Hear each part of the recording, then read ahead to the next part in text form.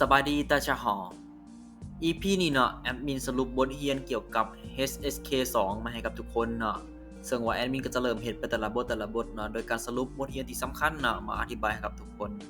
ซึ่งว่าในบทที่1เนาะเราจะมาเรียนเกี่ยวกับการใช้เหย้าจุ้ยจีตัว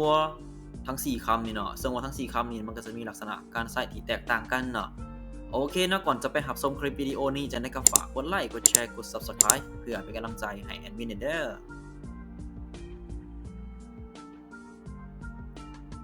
ซึ่งว่าการนำใส่เหย้าเนาะเหย้าจะแปลว่าต้องการอยากจะควรแล้วแต่ประโยคที่เขานำใส่เนาะแต่ว่าหลักการการแปลก็จะประมาณนี้เนาะ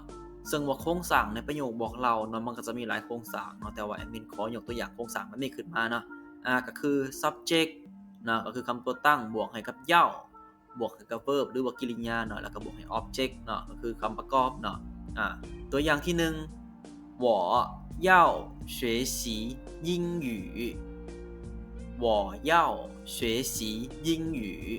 ข่อยต้องการหรือว่าข่อยอยากเรียนภาษาอังกฤษเนาะซึ่งคำว่าเย่าในที่นี้จะแปลว่าต้องการหรือว่าอยากเนาะ学习แปลว่าเรียนเนาะยิ่งอยู่แปลว่าภาษาอังกฤษเนาะ我要学习英语แปลว่าข่อยอยากเรียนภาษาอังกฤษเนาะ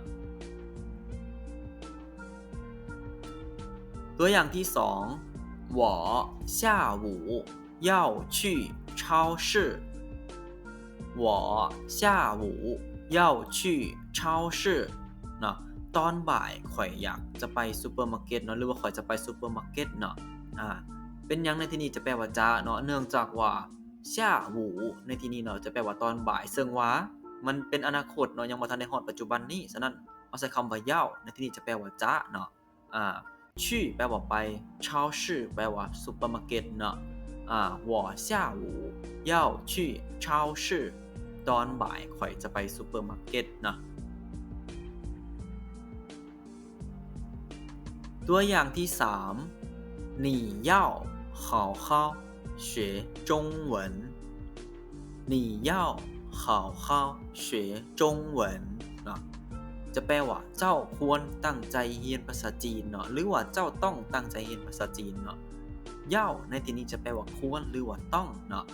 เข้าแปลว่าให้ดีเนาะหรือว่าตั้งใจเนาะในที่นี้เนาะ学แปลว่าเรียนจงเหวินแปลว่าภาษาจีนเนาะ你要好好学中文เจ้าควรตั้งใจเรียนภาษาจีนหรือว่าเจ้าต้องตั้งใจเรียนภาษาจีนนะต่อมาการใช้เหย้าในการตั้งประโยคคำถามเนาะซึ่งว่าโครงสร้างเป็น subject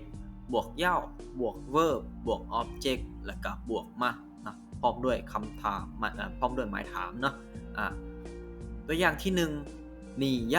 吃米饭吗你要吃米饭吗เจ้าต้องการหรือว่าเจ้าอยากกินข้าวบ่เนาะเหย้าแปลว่าต้องการหรือว่าอยากชื่อแปลว่ากินหมี่ฟ้านแปลว่าเขาเนาะมาแปลว่าบอเนาะ你要吃米饭吗เจ้าต้องการหรือว่าเจ้าอยากกินเขาบ่เนาะตัวอย่างที่2你要去买东西吗你要去买东西吗เจ้าต้องการจะไปซื้อเครื่องบ่หรือว่าเจ้าอยากไปซื้อเครื่องบ่เนาะเหย้าในที่นี้จะแปลว่าต้องการหรือว่าอยากก็ได้เนาะชื่อแปลว่าไปหมายแปลว่าซื้อ东西แปลว่าสิ่งของหรือว่าเครื่องเนาะ你要去买东西吗เจ้าต้องการไปซื้อเครื่องบ่เนาะตัวอย่างที่3你要不要跑步你要不要跑步เจ้าต้องการแล่นบ่หรือว่าเจ้าอยากแล่นบ่เนาะซึ่งว่าประโยคคำถามในที่นี้มันจะเป็นเหย้าปูเหย้าเนาะมันจะเติมตัวนี้เข้ามาเนาะแล้วก็จะบ่มีคำว่ามักข้างท้ายเนาะเพียงแต่ว่าเติมไม้ถามใส่มันก็สามารถเป็นคำถามได้แล้วเนาะ你要不要跑步เจ้าต้องการแล่นบ่เนาะซึ่งคำว่า跑步ในที่นี้แปลว่าแล่นเนาะ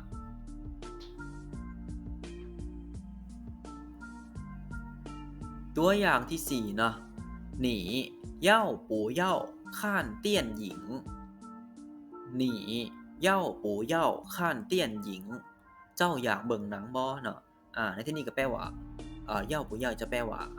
ต้องการบ่เนาะเติมคำว่าเตี้ยนหญิงหรือว่าข้านเตี้ยนหญิงเนาะแปลว่าเบิ่งหนังเนาะหนีเย่าปูเย่าข้านเตี้ยนหญิงแปลว่าเจ้าอยากเบิ่งหนังบ่หรือว่าเจ้าต้องการเบิ่งหนังบ่เนาะ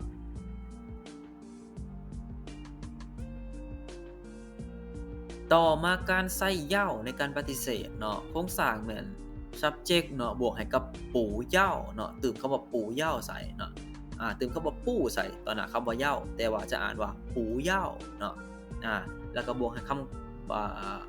ำกริยาเนาะหรือว่า verb เนาะแล้วก็บวกให้กับคำประกอบหรือว่า object เนาะตัวอย่างเช่น我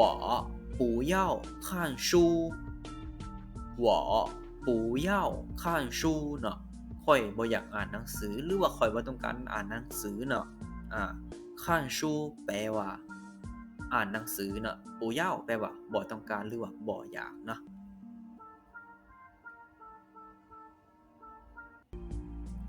ตัวอย่างที่2他不要踢足球他不要踢足球เนาะลาวผู้ชายเนาะบ่ต้องการเตะบาสเนาะหรือว่าบ่อยากเตะบาสเนาะปูเย่าแปลว่าบ่ต้องการเนาะทีแปลว่าเตะเนาะ足球แปลว่าบาสเนาะ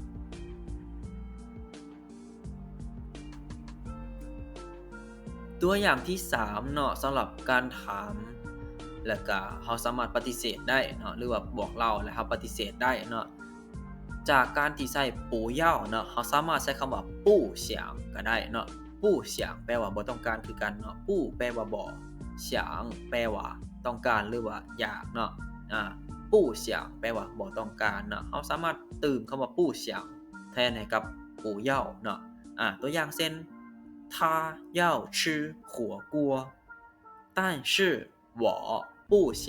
吃他要吃火锅但是我不想吃เนาะลาวผู้ชายเนาะอยากกินจุ่มเนาะหรือว่าจุ่มหม้อฮ้อนเนาะแต่ข่อยบ่อยากกินเนาะหรือว่าเขาจะว่า他要吃火锅但是我不要吃ก็ได้เนาะแต่ในที่นี้เขาสามารถใช้คำว่า不想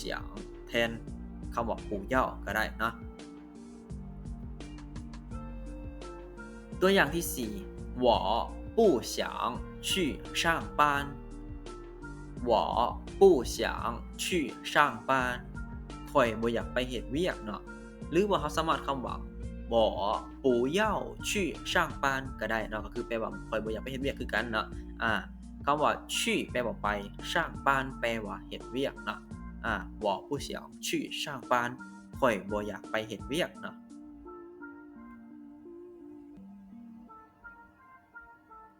ต่อมาการใส่คำว่าจุ้ยเนาะ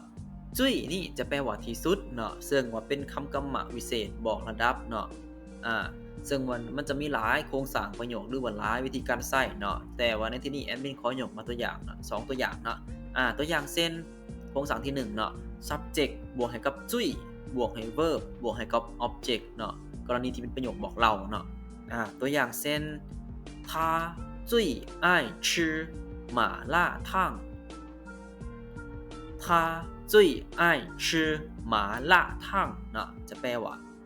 ลาวผู้ชายเนาะมักกินหม่าล่าทั่งที่สุดเนาะ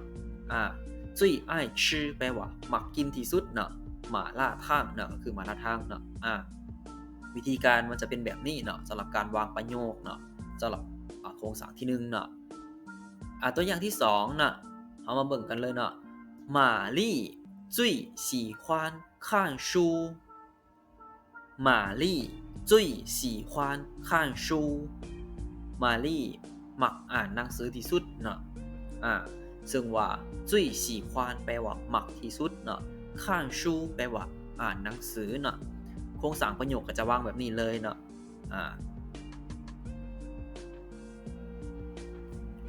สำหรับประโยคปฏิเสธเนาะเขาสามารถเติมคำว่าจุ้ยปู้ใส่เนาะก็คือ subject บวกให้กับจุ้ยปู้บวกให้ verb บวกให้กับ object เนาะมันจะกลายเป็นประโยคปฏิเสธทันทีเนาะตัวอย่างที่1我我最不喜欢唱歌我最不喜欢唱歌ข่อยบ่มักร้องเพลงที่สุดเนาะซึ่งคำว่าจุ้ยปู้ก็คือบ่ที่สุดเนาะ喜欢เนาะ我最不喜欢ข่อยบ่มักที่สุดเนาะแล้วก็เติมคำว่าช่างเกอใส่ทางหลังเนาะช่างเกอมันก็จะเป็นคำกรรมะคือกันเนาะเกอแม่นคำนามเนาะช่างแปลว่าเป็นคำกรรมะเนาะมันจะเป็นแปลว่าห้องเนาะช่างเกอแปลว่าห้องเพลง我最不喜欢唱歌เนาะข่อยบ่มักห้องเพลงที่สุดเนาะ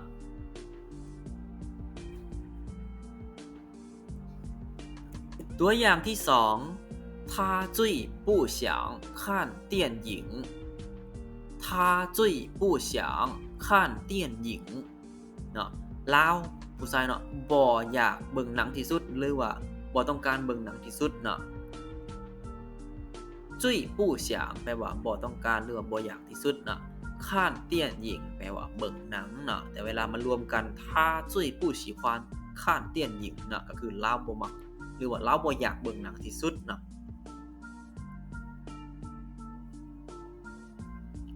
ต่อมากรณีที่ใช้เป็นประโยคคำถามเนาะมันจะเป็น subject บวกให้กับจุ้ยบวกให้ verb บวกให้กับเฉินมาเนาะซึ่งจะเป็นคำถามเนาะตัวอย่างเช่น你最喜欢做什么你最喜欢做什么เจ้ามักเฮ็ดหยังหลายที่สุดเนาะจุ้ยแปลว่าที่สุดเนาะ喜欢แปลว่ามัก做แปลว่าเฮ็ด什么แปลว่าหยังเนาะ你最喜欢做什么เจ้ามักเฮ็ดหยังหลายที่สุดเนาะตัวอย่างที่2เนาะ你最爱听什么歌你最爱听什么歌เจ้ามักฟังเพลงหยังหลายที่สุดซึ่งโครงสร้างประโยคนี้มันอาจจะบ่ได้ไปตามโครงสร้างที่แอดมินยกตัวอย่างมาเนาะแต่มันก็คล้ายๆกันเนาะกรณีที่เขาจะเฮ็ดตามโครงสร้างเนาะมันก็จะเป็น你最爱听什么มันจะแปลว่าเจ้ามักฟังหยังหลายที่สุดแต่ว่าเขาอยากรู้ว่าอยากให้มันชัดเจนขึ้นกว่าเก่าเนาะ什么歌เหมือนเพลงหยังเนาะ你最爱听什么歌เจ้ามักฟังเพลงหยังหลายที่สุดเนาะ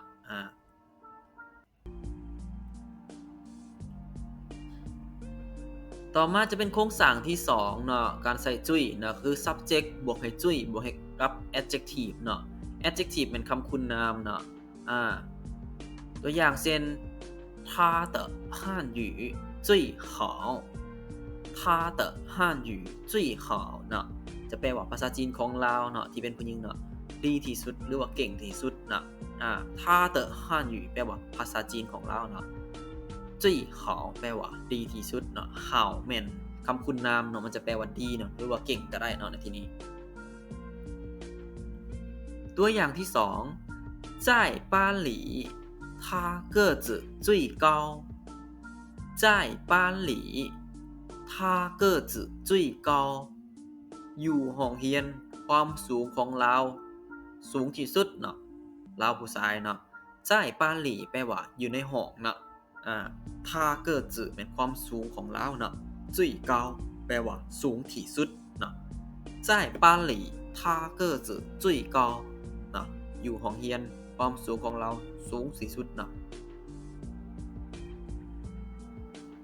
ต่อมาเป็นประโยคปฏิเสธเนาะโครงสร้างที่2เนาะก็คือ subject บวกให้จุ้ยปู้เนาะตืมคำว่าปู้ใช้ทางหลังคำว่าจุ้ยเนาะจุ้ยปู้บวกให้กับ adjective เนาะหรือว่าคำคุณนามเนาะตัวอย่างเช่น我的英语最不好我的英语最不好ภาษาอังกฤษของข่อยบ่เก่งที่สุดเลยเนาะหรือว่าภาษาอังกฤษของข่อยบ่ดีเลยเนาะบ่ดีที่สุดเลยเนาะ我的英语ภาษาอังกฤษของข่อยเนาะ最不好บ่ดีที่สุดเนาะบ่เก่งที่สุดเนาะตัวอย่างที่2เนาะ那件衣服最不漂亮那件衣服最不漂亮เนาะเสื้อพื้นนั่นบ่งามที่สุดเลยเนาะ那件衣服แม่นเสื้อพื้นนั่นนะ最不漂亮บ่งามที่สุดเลยเนาะสำหรับโครงสร้างประโยคตัวนี้นะ ต่อมากรณีเป็นประโยคคำถามเนาะโดยการใส่โครงสร้างที่2เนาะก็คือ subject บวกให้จุ้ยบวกให้กับ adjective เนาะหรือว่าคำคุณนามเนาะแล้วก็บวกให้กับมาเนาะพร้อมด้วยหมายถามเนาะอาจจะเป็นคำถามเนาะตัวอย่างเช่น他个子最高吗他个子最高吗เนาะลวงสูงของเราสูงที่สุดบ่เนาะ他个子ลวงสูงของเราเนาะ最高แม่นสูงที่สุดมาแปลว่าบ่เนาะฉะนั้นเวลาเติมใส่กันแม่น他个子最高吗ลวงสูงของเราเนาะสูงที่สุดบ่เนาะตัวอย่างที่2นะ哪家饭店做饭最好吃的哪家饭店做饭最好吃的เนาะห้านอาหารห้านใดเฮ็ดอาหารแซ่บที่สุดเนาะซึ่งคำว่าหน้าจ้าแปลว่าห้านใดหรือว่าเรือนหลังใดเนาะแต่ว่ากรณีที่มันไปกับฟ้านเตี้ยนเนาะฟ้านเตี้ยนแปลว่าห้านอาหารเนาะซึ่งคำว่าจ้าในที่นี้จะเป็นคำนับให้กับห้านอาหารเนาะฉะนั้นหน้าจ้าฟ้านเตี้ยนมันจะแปลว่าห้านอาหารห้านใดเนาะซั่วฟ้านแปลว่าเฮ็ดอาหารเนาะจุ้ย好吃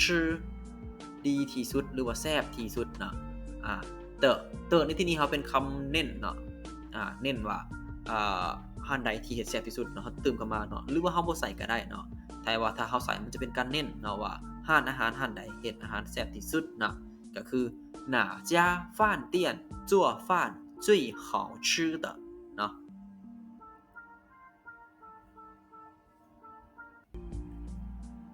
ต่อมาเป็นการใส่จีเนาะการใส่จีในที่นี้เนาะจีมันจะแปลว่า2 3หรือว่าหน่อยหนึ่งหรือว่าเท่านี้เท่านั้นก็ได้เนาะซึ่งว่าในที่นี้มันจะบอกจำนวนที่บ่เกิน10เนาะ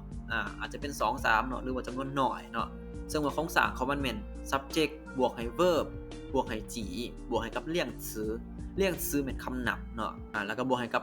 object เนาะก็คือคำประกอบเนาะกรณีที่เป็นประโยคบอกเล่าเนาะจะตามโครงสร้างนี้เลยเนาะตัวอย่างเช่น我有几本英语书我有几本英语书คอยมีปึ้มภาษาอังกฤษหน่อยหนึ่งนะก็คือมีบ่หลายเนาะซึ่งว่าที่นี่มันจะเป็นประโยคบอกเล่าเนาะแต่ถ้าคันสมมุติเฮาฟังและน้ำเสียงที่เฮาออกผิดเนาะมันอาจจะเป็นการแบบเป็นประโยคคำถามเลยเนาะแต่ว่าในที่นี้มันจะเป็นประโยคบอกเล่าเนาะคอยมีปึ้มภาษาอังกฤษหน่อยหนึ่งเนาะ我有几本英语书เนาะตัวอย่างที่2就我们几个人在看书就我们几个人在看书ในที่นี้แอดมินตื่มคำว่าจิ้วใส่ทางหน้านะเพื่อเน้นว่ามีแต่พวกเขาเท่านี้แหละหรือว่ามีพวกเขาเท่านี้แหละที่กำลังอ่านหนังสืออยู่เนาะอาจจะบ่หลายคนเนาะมีแต่พวกเขาเนาะจะเน้นเนาะแต่ถ้าคันเฮาบ่ตื่มใส่จิ้วได้บ่ได้แต่ว่ามันอาจจะกลายเป็นคำถามเนาะกรณีที่ว่าคันว่าเฮาบ่เฮ็ดเป็นประโยคบอกเล่าเนาะตัวอย่าง我们几个人在看书คันเฮาเว้าคำนี้ไปเนาะหมู่เฮาอาจจะแนมมาหาเฮาแล้วก็เว้าว่าพวกเฮา5คนกำลังอ่านหนังสืออยู่บ่หรือว่าเฮามีจักคนเนาะแต่ว่าคันเฮาเติมคำว่าจิ้วใส่มันก็จะกลายเป็นคำประโยคบอกเล่าแล้วก็เน้นเนาะว่ามีแต่พวกเขาเท่านี้แหละที่กำลังอ่านหนังสืออยู่ก็คือคนอื่นเขาบ่ได้อ่านเนาะประมาณนั้นตัวอย่างที่3เนาะ我想买几个椅子我想买几个椅子จะแปลว่าข้อยอยากซื้อตังจัก 2-3 หน่วยเนาะหรือว่าอยากซื้อจำนวนหนึ่งแต่ว่าอาจจะบ่หลายเนาะซื้อบ่หลายเนาะ我想买แปลว่าข้อยต้องการหรือว่าข้อยอยากซื้อเนาะ几个椅子ตัง 2-3 หน่วยหรือว่าตังที่จำนวนบ่ฮอด10เนาะบ่หลายซื้อบ่หลายเนาะ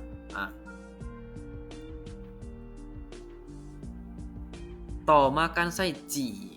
กรณีที่เป็นประโยคคำถามเนาะมันจะแปลว่าเท่าใดหรือว่าหลายปานใดเนาะจะบ่ได้แปลคือตามประโยคบอกเล่าที่เฮาเว้ากันมาเนาะสมมุติโครงสร้างของมันแม่น subject บวกให้ verb บวกให้กับจีบวกให้กับเลี่ยงชื่อเนาะก็คือคำนับเนาะบวกให้กับobject เนาะก็คือจะกลายเป็นประโยคคำถามทันทีเนาะเติมหมายถามใส่พร้อมเนาะตัวอย่างเช่น教室里有几个学生教室里有几个学生เนาะอยู่ห้องเรียนมีนักเรียนจักคนตัวนี้เป็นกรณีคำถามเนาะแต่คันเฮาอยากเห็นเป็นประโยคบอกเล่าได้บอกก็ได้แต่ว่าต้องเติมคำใส่ทางหลังเนาะ教教室里แปลว่าอยู่ในห้องเรียนเนาะ有几个学生มีนักเรียนจักคนเนาะ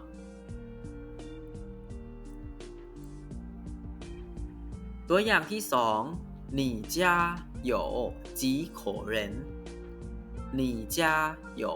几口人เนาะครอบครัวเจ้ามีคนจักคนเนาะ你家แปลว่าครอบครัวของเจ้าเนาะ有แปลว่ามีเนาะ几口人แปลว่าจักคนเนาะ你家有几口人เนาะครอบครัวเจ้ามีจักคนเนาะซึ่งว่าประโยคนี้เขาจะใส่ตลอดเลยเนาะตัวอย่างที่3เนาะ你跑几公里你跑几公里เจ้าแล่นจักกิโลเมตรเนาะหรือว่า你跑几公里ก็ได้เนาะกรณีที่เขาจะเว้าไว้เนาะครับควบเสียงไปเลยเนาะเผามาจากคำว่าเผาปู้เนาะที่แปลว่าแล่นเนาะจีกงหลีจักกิโลเมตรเนาะนี่เผาจีกงหลีเจ้าแล่นจักกิโลเมตรเนาะ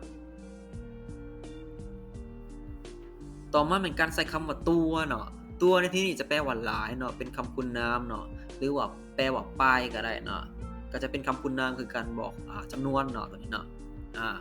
ตัวอย่างที่1你的钱多吗你的钱多吗แปลว่าเงินเจ้าหลายบ่เนาะหรือว่าเจ้ามีเงินหลายบ่เนาะ你的钱เป็นเงินของเจ้าตัวมาหลายบ่เนาะกรณีที่เป็นประโยคคำถามเนาะแต่กรณีที่เป็นประโยคบอกเราก็จะแปลว่าหลายคือกันเนาะตัวอย่างที่2เนาะ他有很多衣服他有很多衣服เนาะลาวผู้หญิงเนาะมีเสื้อหลายตัวเนาะหรือว่ามีเสื้อหลายโตเนาะ他有很多เรามีหลายเนาะ衣服แม่นเสื้อผ้าเนาะ很多衣服แม่นเสื้อผ้าหลายโตเนาะตัวอย่างที่3เนาะในที่นี้จะแปลว่าปลายเนาะก็คือบอกจำนวนเนาะตัวอย่างเช่น我学中文3年多了我学中文3年多了แปลว่าข่อยเรียนภาษาจีน3ปีปลายแล้วเนาะ我学中文แปลว่าข่อยเรียนภาษาจีนเนาะ3年多了3ปีปลายแล้วเนาะ3年แปลว่า3ปีเนาะตัวละมันก็คือเกิน3ปีขึ้นไปเนาะก็คือ3ปีปลายเนาะแปลเป็นลาวเขาเนาะ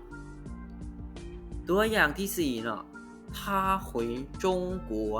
3个多星期了他回中国3个多星期了เนาะลาวกลับประเทศจีน3อาทิตย์ปลายแล้วเนาะ他回中国แปลว่าลาวกลับประเทศจีนเนาะ3个แปลว่า3เนาะกรณีที่ว่า3อาทิตย์เนาะ3个星期แปลว่า3อาทิตย์เนาะแต่ว่าอย่าว่า3อาทิตย์ไปเด้อเฮาต้องเติมคำว่าตัวตอนหน้าคำว่า星期เนาะตัวอย่างเช่น3个多星期了เนาะ3อาทิตย์ไปแล้วเนาะตัวอย่างที่5เนาะกรณีที่ว่ามันจะใส่คำว่าตัวกับจีใส่นำกันได้เนาะในรูปแบบประโยคเดียวกันเลยเนาะตัวอย่างเช่น这件衣服20多块钱这件衣服20多块钱น่ะจะแปลว่าเสื้อพื้นนี่หรือว่าเสื้อตัวนี้เนาะราคา20ปลายหยวนน่ะ这件衣服เหมือนเสื้อตัวนี้เนาะ20แปลว่า20ตัว块钱เนาะก็คือปลายหยวนเนี่ย块钱แปลว่าหยวนเนาะเงินหยวนนั่นแหละเนาะ20ตัวเหมือน20ปลายเนาะแต่ว่ามันสามารถใส่กับคำว่าจีก็ได้เนาะในประโยคนี้เนาะก็คือ这件衣服20几块钱เนาะคือตัวอย่างที่6นี่เนาะ这件衣服20几块钱เนาะเสื้อเพื่อนนี่ราคา20ปลายหยวนเนาะซึ่งวันที่นี่เนาะเวลาที่เราใส่เนาะมันตัวนี้มันอาจจะเกิน10ขึ้นไปเนาะจะสามารถใส่ได้เนาะแต่ว่ากรณีที่ว่าระยะเวลาบอกอย่างประมาณนี้นะเราก็สามารถเว้าเป็นบ่ฮอด10เราก็สามารถใส่ได้เนาะ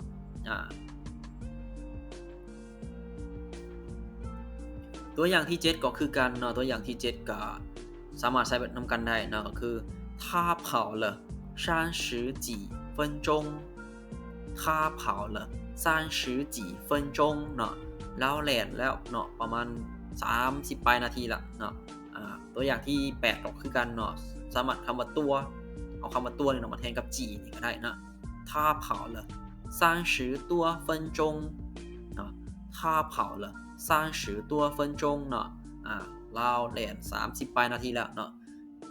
ตัวนี้แม่นจะเป็นการใส่คำว่าตัวกับจีเนาะซึ่งว่ามันอาจจะเฮ็ดให้เราสับสนหน่อยหนึ่งเพราะว่ามันค่อนข้างจะใส่คล้ายๆกันก็ได้เนาะหรือว่าวิธีการนำใส่มันอาจจะแตกต่างกันหลายมันก็มีเนาะฉะนั้นเราต้องได้ศึกษาแล้วก็ค่อยๆเรียนไปเนาะโอเคเนาะในบทนี้ก็จะจบเพียงเท่านี้เนาะต่อไปจะเป็นบทที่2เนาะสำหรับใครที่ต้องการเบิ่งบทที่2เนาะสามารถกดไลก์กดแชร์กด Subscribe เพื่อรับชมคลิปใหม่ๆหรือว่าคลิปที่2ของเราได้เนาะ